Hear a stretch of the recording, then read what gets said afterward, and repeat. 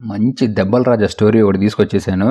మామూలుగా ఉండదు, ట్విస్ట్ కూడా అలానే ఉంటాయి. మనోడు కనపడిన ప్రతి ఆడపిల్లని దున్నుతావా దున్నించుకుంటావు అనే కార్యక్రమం కానిస్తే గానీ సాటిస్ఫై అవడం అనమాట. అలాంటోడు మూడు చనిపోయిన ఒక ఆంటీ కోసం వస్తావా ఇస్తావా కాటేస్తాను అనే కాన్సెప్ట్ ని స్టార్ట్ చేసి ఆంటీ చుట్టూని తిరుగుతూ ఉంటాడు. మూవీలో హదిరిపోయే హైలైట్ సీన్ ఏంటంటే ఈ బాబుకి వదిన ఉంటుంది, దగ్గరుండి మరి ఈ పనులన్నీ చేపిస్తుంది రాజ్యం తగ్గించుకోవడానికి. అంతేకాదు ఆవిడకి మనోడికి మధ్య కూడా పగ తీర్చుకోవాల్సిన బంధం కూడా ఒకటి ఉంటుంది. ఇలా వీళ్ళందరినీ దెబ్బలేసే ఈ దెబ్బల స్టోరీని ఎక్కడా దెబ్బయ్యకుండా అదేనండి స్కిప్ చేయకుండా పూర్తిగా చూడండి. అలానే ఇలాంటి మరిన్ని ఇంట్రెస్టింగ్ వీడియోస్ కోసం వీడియో లైక్ చేసి వెంటనే మన ఛానల్ సబ్స్క్రైబ్ చేసుకోండి. మూవీ ఓపెనింగ్ లోనే చెప్పాగా రాజుగారని ఆ పెద్ద రాజుగారు ఇల్లు చూపిస్తూ ఉంటారు. ఇదిగోండి వచ్చేసాడు మన దెబ్బల రాజా. ఈ పేరు జోహాన్. ఆడు పెళ్ళం చనిపోయి చాలా సంవత్సరాలైంది, కానీ వాడు పెట్టని వేలు లేదు దూరం గుహ లేదు.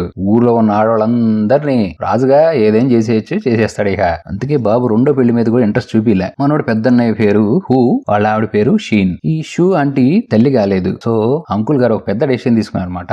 ఆ ఊర్లో ఒక అందమైన అమ్మాయి ఆయన పెళ్లి చేసుకుని మన ఫ్యామిలీకి వారసుని తెచ్చేస్తా అని ఒక కోరికను బయటపెడతాడు. రాజుగారు అన్న తర్వాత రాణిగారు కూడా మరి నో అనే ఛాన్స్ లేదు కదా. సరేనండి మీరు ఎటు దేశ పర్యటనకి వెళ్ళాలి కదా, వెళ్ళండి. మీరు ఇలా వచ్చే లోపు ఆ మియా పాపని మన రాజ్యం మొత్తం ఎలా పరిపాలించాలో క్లియర్ కట్ గా చెప్తానని చెప్తుంది. అయితే ఇక్కడ తమ్ముడు మాత్రం ఆడు మనసులో పెట్టుకోడు.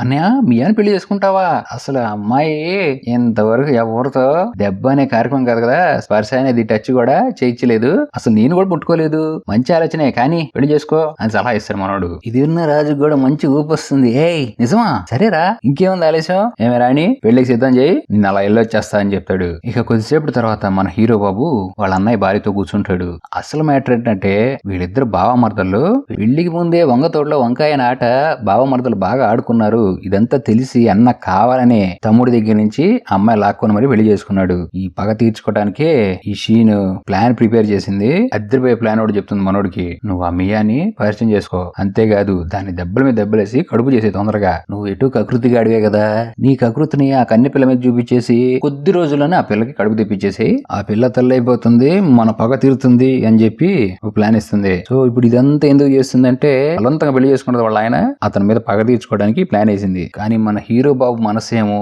ఓ సంవత్సరం నుంచి హస్బెండ్ చనిపోయిన ఒక విడో మీద పడింది. నిద్రపోయిన ఆ పాపే, నిద్ర లేచిన ఆ పాపే అన్నట్టుగా చేతికి పని చెప్పుకుంటున్నాడు. ఎవరితో చేసిన ఆ పిల్లని ఊహించుకుంటున్నాడు. అమ్మాయి పేరు లీసు. చిన్నప్పుడే పెళ్లయ్యి హస్బెండ్ చనిపోయినా మగవాడిని దగ్గరికి రానిదు, వాళ్ళ వైపు కూడా చూడదు. ఈ అమ్మాయి కూడా రాణియే, మనోడు ఇంటి పక్కనే తన పిన్నితో కలిసి ఉంటుంది. అమ్మాయి చాలా పవిత్రంగా హస్బెండ్ చనిపోయినా గానీ తన మనసు వేరే మగవాడి మీదకి వెళ్లకుండా కేవలం దైవ కార్యాలయం చేసుకుంటూ బతుకుతూ ఉంటుంది. ఈ బాబు ఇది మొత్తం ఆ షీన్కి చెప్తే అది పెద్ద మ్యాటరే కాదు అనగానే, నాకు తెలుసు నేను పెద్ద పోటుగాండ్లే, మనోడు త్వరగా సమాధానం చెప్తాడు. నువ్వు గనక పని చేస్తే నువ్వు ఎప్పటి నుంచో ఆవేశంగా కోరుకుంటున్న యవ్వనాన్ని నీకే దోచిచ్చేస్తాను అని చెప్తుంది. ఇంకేముంది, బాబుకి పెట్రోల్ ట్యాంక్ నింపింది లోపల. మనోడు అగ్ని ఆవేశం బయటకు వచ్చి అసిస్టెంట్ ని పిలిచి, రేయ్ నువ్వు నా లీసు ఫిగర్ ఉంది కదా దాని అసిస్టెంట్ ని నువ్వు పటాయించు, ఎందుకంటే ఈ లీసు బాబు ఎక్కడికి వెళ్ళినా సరే మొత్తం ఇన్ఫర్మేషన్ తెలుస్తుంది. నెక్స్ట్ డే ఈ లీసు పిన్ని కొడుకు చదువు అయిపోయి ఊరికి వచ్చాడు. ఇప్పుడు మనోడు గవర్నమెంట్ జాబ్ చేస్తాడంట ఇక్కడ. నెక్స్ట్ డే ఈ హీరోయిన్ పిన్ని రాణి గారిని ఇంటికి టీ పిలిచింది. పక్కిళ్ళేగా తాగేలండి అని. మన హీరో మనవాడికి కావాల్సింది ఇంటికి వచ్చేస్తే ఇంకెందుకు ఆగుతాడు, ఎగేసుకుంటూ వచ్చి, ప్రియా నీ కోసం తెచ్చాడు కొత్త టీ పౌడర్, ఇది కొండలు అంచు తప్ప ఎక్కడో దొరకదని చెప్పి గిఫ్ట్ ఇస్తాడు. ఈ హీరోయిన్ పాప చెప్పాగా మగవాళ్ళ దగ్గరికి రానిదని, ఇక పిన్ని బలవంతం చేయడంతో తీసుకుంటుంది. ఆ తర్వాత వీళ్ళు నలుగురు కలిసి అలా నదిలో విహారయాత్రానికి ఉంటారు. ఇక హీరో గాడు ఎప్పుడు దొరికిద్దా నీటిలో చేపలాగా బయటకు తీసి కూర వండి తినేద్దాం అన్నట్టు కసిగా కొరుకునేటట్టు చూసేస్తూ ఉంటాడు. కానీ హీరోయిన్ మాత్రం ఆడి ముఖం కాదు కదా, చూపు కూడా అట తిప్పుదన్నమాట. ఇక ఒడ్డుకు వచ్చేసి వెళ్ళిపోయిన తర్వాత హీరోయిన్ పాప గిఫ్ట్ మర్చిపోయి వెళ్ళిపోయింది. అరే కొండ అంచుని వెళ్ళి తీసుకొచ్చావు కదా టీ పత్తి, పాపకి ఇవ్వకపోతే ఎలా అని చెప్పి పరిగెత్తుకుంటూ పోతాడు. మళ్ళీ ఇదో వంక దొరికింది. హీరోయిన్ ముఖంలో చూడండి ఎన్ని కనపడుతున్నాయో. ఆడి యాశాలు మొత్తం హీరోయిన్ తెలుసు. వాడిని అసలు దగ్గర రానియడం కూడా ఇష్టం లేదు. ఆడ ఆ ఊర్లో ఉన్న సందులో ఖాతాలు ఓపెన్ చేశాడని తెలిసి ఆయన దూరంగా ఉంచుతుంది. హీరో బాబు, మీకు ఎవరో తప్పు ఇన్ఫర్మేషన్ ఇచ్చారండి, నేను సందులో కాదు కదా, ఏ గొంతులో కూడా దూరలేదు, నన్ను అర్థం చేసుకోండి అంటే బేవాసేదవా అని అనుకోని బయటకు చెప్పకుండా ముఖం తిప్పుకొని వెళ్ళిపోతుంది. నేను అన్నాను అనుకోమాకండి, ఆ అమ్మాయి ముఖంలో ఆయన ఎక్స్ప్రెషన్ కనపడుతున్నాయి. వచ్చింది మూవీలో అసలైన అందగత్త మియాన్ లైన్ లేమని చెప్పింది కదా వాళ్ళ వదిన, ఆ పిల్ల రాజుగారి ఇంటికి వచ్చింది అనమాట. చదువు నేర్చుకోవడానికి కాదు కవితలు నేర్చుకోవడానికి వచ్చింది. మన హీరో బాబుకి టాలెంట్ ఏంటంటే మంచి పెయింటర్, మంచి ఆర్టిస్ట్. వీడు ఎంత ఆర్టిస్ట్ కూడా లాస్ట్ కి తెలుస్తుంది. మియాతో పాటు వాళ్ళ అమ్మ కూడా వచ్చింది. హీరో కూడా అసిస్టెంట్ చెవులో గుసగుసలాడుతూ ఉంటాడు. ఏంటంటే మీరు ఆవిడని కూడా వదలలేదు ప్రభు నువ్వు అనగానే ఆహా మనం అంత పోటుగాళ్ళమా అని హీరో గడు ఫీల్ అయిపోతూ ఉంటాడు. ఇంట్లోకి రాగానే మియా వాళ్ళ అమ్మ రాజవంశంలో ఎలా ఉండాలి ఏంటి అని నేర్పిస్తూ ఉంటుంది. చెప్పాగా ఈ మియాని మెయిన్ రాజు పెళ్లి చేసుకోవాలంటున్నాడని, అందుకనే ఇవన్నీ నేర్పిస్తుంది ఇంటికి తీసుకొచ్చి. ఇక్కడ హీరో బాబా ఏమో ఎంత ఖాళీగా ఉంటామని ఈ షీన్ పాపని దువ్వుతున్నాడు. కానీ ఈ పాప కంట్రోల్ అని చెప్పి ముందు మియా పాపం దువ్వు నువ్వు, తర్వాత నువ్వు దువ్వొద్దన్నా నేను దువ్వేస్తా అని చెప్తుంది. హీరో గడికి మండుతూ ఉంటుంది. పో అనగానే ఈ షీన్ పాప నా దగ్గర ఇంకా చాలా ప్లాన్లు ఉన్నాయి నాన్న, నువ్వే పెద్ద పోటుగాడు కాదని ఓ వార్నింగ్ ఇస్తుంది. ఈ షీన్ పాప అద్దరిపోయి ప్లాన్ వేసింది చూడండి. హీరోయిన్ పిన్ని కొడుకు ఊరు నుంచి వచ్చాడు కదా, వాణ్ణి ఒక వంక పెట్టి ఈ మియా పాప నేర్చుకోవడానికి వచ్చిందిగా ఆ బుక్ పనికి వచ్చిందిరా అని ఆడికి ఇచ్చి ఇంటికి పంపిస్తుంది. ఈ మియా పాప ఆ బుక్ ఇస్తూ వాడు వేలు టచ్ అవ్వగానే లోపల ఏదో అయిపోతుంది. ఇక ఇద్దరు కళ్ళు కలుసుకొని పట్టపోగలే ఆకాశంలో చుక్కలు ప్రేమ చేపలు కనపడుతున్నట్టు కనపడిపోతా ఉంటాయి కళ్ళల్లో. అంతే ఇక్కడ ఫ్రెష్ అవ్వడం మొదలైంది. ఈ హీరో బాబు ఆల్రెడీ వాడు అసిస్టెంట్ కి హీరోయిన్ అసిస్టెంట్ ని పటాయించమని చెప్పాడుగా, వాడు పటాయించి తీసుకొచ్చి పని కూడా చేసుకుంటుంటే మంచి పనిలో ఉన్నప్పుడు ఇడియట్ డిస్టర్బ్ చేస్తాడు. ఏయ్ నువ్వు మిగతా నేను చూసుకుంటా అని ఆ పిల్లని అటానే కూర్చోబెట్టి కొన్ని బయటికి రాకూడదంటే కొన్ని తెలియకూడదమ్మా, సో నేను చెప్పినట్టు చెయ్యి అని చెప్పి ఉడుకోబెట్టి అంత అవసరం లేదులే నేను చెప్పింది చెయ్యి, మీ రాణి గారు ఎక్కడికి వెళ్తుందో ఆ ఇన్ఫర్మేషన్ ప్రతిదీ నాకు అర్థం అని చెప్తాడు. పాపం బతికిపోయింది పాప. నెక్స్ట్ డే హీరోయిన్ లైబ్రరీకి వస్తుంది. హీరో గడికి ఆల్రెడీ ఇన్ఫర్మేషన్ వచ్చేసి వెయిట్ చేస్తున్నాడు. ఈ పాప రాగానే నువ్వు బయటికి పో అని చెప్పి సైగ చేసి హీరోయిన్ పాపని నా మాట విను ఒక్కసారి అంటుంటే చండాలపు ఎదవా, నేను తిట్టలేదండి అమ్మాయి అనుకున్నట్టే కనపడుతుంది. అక్కడ తప్పించుకొని బయటకు వచ్చేస్తుంది. ఈడేమో ఒంటరిగా దొరికే కోడి పిల్లలు అటక్కని పట్టుకెళ్ళిపోయే గద్దలాగా ఈ పిల్ల అంటే ఫాలో అవుతూ ఉంటాడు. ఇక ఈ దగ్గర నుంచి తప్పించుకోవడానికి హీరోయిన్ తెలియక పాపం ఎవరు లేని ఒక సందులోకి వస్తుంది. అక్కడ కొంతమంది కిరాయి వ్యక్తులు కోరికతో కసకసలాడుతూ పాపని కిసపిసా చేద్దాం అనుకుంటే కండల వీరు నేనున్నారా హూహా అని 2 కరాటీ షాట్లు ఇచ్చి పాపని రక్షించేస్తాడు. ఇంకేముంది పాప మనోడికి అయిపోయింది, పడిపోయింది. పాపకు తెలియని విషయం ఏంటంటే కిరాయి వ్యక్తులను పెట్టింది మన పెద్ద కిరాయి గాడే, మన హీరో గాడే. హీరోయిన్ తో తోడెళ్ళి ఇంటి దగ్గర దాకా దింపొస్తాడు అనమాట. నెక్స్ట్ రోజు మనోడు ఒక లెటర్ కూడా రాస్తాడు. ప్రియా, నిన్న గ్రంథాలయంలో ఏదైతే జరిగిందో నన్ను క్షమించేసి, నేను నిన్ను చాలా ఇష్టపడుతున్నాను అని చెప్పి ఒక శాలువాను కూడా ఇచ్చి పంపిస్తాడు. నేను గనక ఇష్టమైతే అది వేసుకొని నా దగ్గరికి వచ్చేయి అని చెప్పి ఒక ఎర్ర శాలువాను కూడా ఇచ్చి పంపిస్తాడు. నువ్వు గనక నన్ను ప్రేమిస్తే ఆ ఎర్ర శాలువా వేసుకుని నా దగ్గరికి వచ్చి ఎరిపెక్కిచ్చేస్తా అని చెప్పి చెప్తూ నచ్చకపోతే ఆ 2 నా ముఖం మీద కొట్టే అంటాడు. దానికి రిప్లైగా ఈ పాప కూడా లెటర్ రాస్తుంది. మీరు నన్ను కాపాడినందుకు చాలా థ్యాంక్స్ అని చెప్పి ఎక్స్ట్రా ఏం చెప్పదు, మళ్ళీ లెటర్ కూడా పంపిదు. కానీ లోపల పాపకి చిగురిచ్చేసింది ప్రేమ. ఇక్కడ హీరోయిన్ పిన్ని కొడుకు ఇంటికి వచ్చి రాణితో ధైర్యంగా చెప్తాడు, మీ ఇంట్లో ఉన్న మియా మీద నేను మనసు పడ్డాను, మీరు అంగీకరిస్తే మనసిస్తా ముద్దు పెట్టుకుంటా అంటంతో లఫుట్ చాలా దూరం వెళ్తున్నావు నువ్వు, అసలు మ్యాటర్ చెప్పకుండా ఈ షీన్ చాలా తెలివిగా మియాని అడుగు నిన్ను ప్రేమిస్తుందేమో అని, తర్వాత ఎవ్వరు మొత్తం నేను నడిపిస్తా అని చెప్తుంది. ఆడికేం తెలుసు పాపం రాజుగారిని పెళ్లి చేసుకుంటుందని. సరే మేడం నేను ఎలాగైనా సరే మియాతో ఎస్ చెప్పిస్తా తాళి కట్టేస్తా అంటాడు. చాలే పోరా అని పంపించేస్తుంది. ఇక మనోడు ఈది లెటర్ రాయటం మొదలు పెడతాడు. ఆంటీ కొడుకు ఈ మియా పాప కూడా సీక్రెట్ గా లెటర్ రాయటం స్టార్ట్ చేసి వీళ్ళిద్దరి మధ్య మంచి ప్రేమ లేఖలు పెంకుల కింద ఆకులు అనే కార్యక్రమం కానిస్తుంటారు. అంటే వాళ్ళు రాసిన లెటర్ని పెంకుల కింద పెట్టుకుని ఒకళ్ళు పంచుకుంటూ ఉంటారు అనమాట. ఈ బాబు ఇక హీరో గాడు ఆవేశం ఆపుకోలేకపోతున్నాడు. ఇద్దరు లేఖలు రాసుకుంటున్నారు, మన లేఖ ఏమైపోయిందని చెప్పి ఎలాగైనా సరే ఎవరిని తేల్చేయని డైరెక్ట్ గా హీరోయిన్ రూమ్ లోకి వెళ్ళిపోతాడు. హీరోయిన్ భయం వేసి ఏందనంటే అరవద్దు నేను చెప్పేది విను, నువ్వు లేదే నాది లేదు, నేను నీ చేతిలో పెడతా అంటే ఏంట్రా అని, నువ్వు ఊర్లో వాళ్ళందరూ చేతిలో పెట్టుకోబో, నువ్వు గనక ఇంకోసారి ఇట్లా చేస్తే నేను మా అమ్మ ఇంటికి వెళ్ళిపోతా అని చెప్పి వార్నింగ్ ఇస్తుంది. ఇక్కడ ఈ మియా పాపతో మంచి ఊపులో ఉన్నప్పుడు ఈ షీన్ పాప గేసుకుంటూ వస్తుంది. మొత్తం చూసేసిద్ది. సైలెంట్ గా ఏం తెలియకుండా రాణిగారి పల్లెకలో లోపల కూర్చోబెట్టేశాన్ని ఆడి ఊళ్ళో కూర్చొని కవ్విస్తుంది. నా మొగుడు కాబోయే పెళ్ళం, మీ ఇద్దరిది నిజమైన ప్రేమ అయితే నేనే కలిపేస్తా మిమ్మల్ని అని చెప్తూ ఉంటుంది. ఆడిని కదిలిస్తూ ఉంటుంది. నెక్స్ట్ డే పాపం హీరో గారు చేసిన పనికి హీరోయిన్ కి ఎక్కడో ఖాళీ తన తల్లి దగ్గరికి వెళ్ళిపోతుంది ఊరు వదిలేసి. ఇక ఎప్పుడైతే హీరోయిన్ పాప వెళ్ళిపోయిందో బాబు ఈ పాపను లైన్ లో పెట్టడం స్టార్ట్ చేశాడు. అదే మియా పాపని.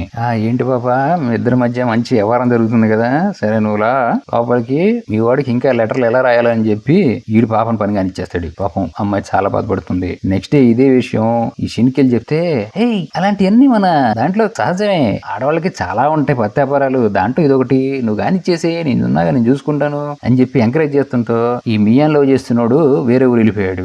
ఈ పాప కూడా పాపం తెలిసి తెలియక ఈడేమో మంచి కవితలు వెళ్తూ ఉంటాడు, ఫైట్లు బాగా చేస్తూ ఉంటాడు, మూడు వచ్చినప్పుడల్లా పని కానిస్తూ ఉంటాడు. ఇంకెందుకు పాప కూడా కంటిన్యూ అయిపోతూ ఉంటుంది. వీడు ఇంత చేసినా హీరోయిన్ మర్చిపోలేకపోతున్నాడు. మళ్ళీ ఆ పిల్లని ఎత్తుక్కుంటూ ఆ ఊరు వెళ్తాడు. హీరోయిన్ బయటకు కూడా రాకుండా ఏంటి మ్యాటర్ అని అడిగితే బాబు దురదలో ఉన్న వాడిని దుఃఖంలో వదిలేసి వెళ్ళిపోతావా, కమాన్ ఒక్కసారి నా దురద తీర్చు అంటే చాలేరా, నేను నా దురదను కూడా కూడా జాలిం లోషన్ రాసుకొని దాచిపెట్టుకొని బయటికి రాని కూడా దాచిపెడితే ఎన్నో సంవత్సరాల నుంచి నువ్వేంద్ర దురదృష్టమంటావు ఫో లఫూట్ అని సీరియస్ గా వాణ్ణికి ఇచ్చిన హీరోయిన్ కి లోపల మనోడి మీద ప్రేమ స్టార్ట్ అయిపోయి అది మొత్తం బయటకు వచ్చేస్తూ ఉంటుంది కన్నీళ్ళ రూపంలో. ఇక ఆవేశాన్ని తట్టుకోలేక హీరోయిన్ లాస్ట్ సారి మనోడిని కలుద్దామని చెప్పి ఆడి దగ్గరికి వెళ్ళి బాయ్ చెప్దామని వస్తే ఈడేమో పక్క తీసుకెళ్లి బాయ్ బాయ్ కాదు ఇంకేదో చెప్తా అని చెప్పి ముద్దు పెట్టేస్తాడు. ఇక హీరోయిన్ లోపల దాచిపెట్టుకున్న దురద అగ్నిపర్వతం అన్ని పేలి బయటకు వచ్చేసి ఇంకోసారి కొద్దిగా బాధతో ఉంటే హీరోగాడు మళ్ళీ అడ్వాన్స్ అవుదాం అనుకుంటున్నాడు కానీ హీరోయిన్ అలా చూసేసరికి మనోడికి ఏదో అయిపోయి తప్పని హీరోయిన్ వదిలేసి వెళ్ళిపోతాడు. హీరోయిన్ వచ్చి తన పిన్నికి చెప్తుంది లోపల దాచుకున్న దాన్ని మొత్తం బయటికి తీసాడు, నా పరిస్థితి ఏంటి అంటే ఇంకెంతో దాచిపెట్టుకుంటావమ్మా దీనికి పనికి రాకుండా పోద్ది కమాన్ గుసగుస అనటంతో ఇక పిన్ని పర్మిషన్ తో రాత్రి అవగానే హీరోయిన్ హీరో కలిసి ఎన్నాళ్ళ నుంచో దాచిపెట్టుకున్న మొత్తాన్ని చెమట చుక్కలతో పాటు కష్టపడే చుక్కలను కూడా తీర్చుకొని ఆవేశంలో పొందిన ఆనందాన్ని గట్టిగా తీర్చేసుకుంటారు. హీరో గాడు 10 రోజులు టైం పెట్టుకుని వచ్చాడు. ఈ 10 రోజుల్లో రాగానే మనోడు పాపం పడేశాడు. ఈ 10 రోజులు ధనాదన్ అంటూనే ఉన్నాడు. ఇక మనోడు లెటర్ కూడా పంపించేశాడు చిన్ని పాపకి, నువ్వు అనుకున్న ప్లాన్ సక్సెస్ పాపం పడేశానని. ఇక ఇక్కడ 10 రోజులు గడిచిపోతుంది. హీరో గాడు I'm back I will be back అని చెప్పి రిటర్న్ అవుతూ ఉంటే హీరో గాడు అసిస్టెంట్ సార్ మీకు అమ్మాయి మీద ప్రేమ వచ్చినట్టుందంటే అట్లాంటిది ఏం లేదారా ఇంటికి వస్తాడు. ఈడిక వచ్చేసి వాడు అక్కడ దూల్చుకొని వచ్చాడు దురద చాలా ఇక్కడ కూడా కావాలంట చిన్న పాపని. ఏంటి మరి అంటే నువ్వు ఇన్ని రోజులు ఒక అమ్మాయితో గడపడం నేను ఎప్పుడు చూడలేదు, సో నీకు బహుమతి అవసరం లేదు, నీకు ఆ బహుమతే కావాలి. వీడికి ఎక్కడో గాలి తింటాను కూర్చుంటే ఈడి అసిస్టెంట్ లేడీ ఒక అమ్మ హీరోయిన్ పాప దైవభక్తురాలు కదా, ఆ అమ్మాయి ఏదో వ్యవహారం పెట్టుకొని తప్పుడు పనులు చేస్తుందంట అనగానే హీరో గాడికి అర్థమైపోతుంది ఇదంతా షిన్నే చేస్తుందని. ఎందుకంటే హీరోయిన్ పరువు కనుక తీస్తే ఇక హీరోయిన్ మళ్ళీ ఇక్కడికి రాదు.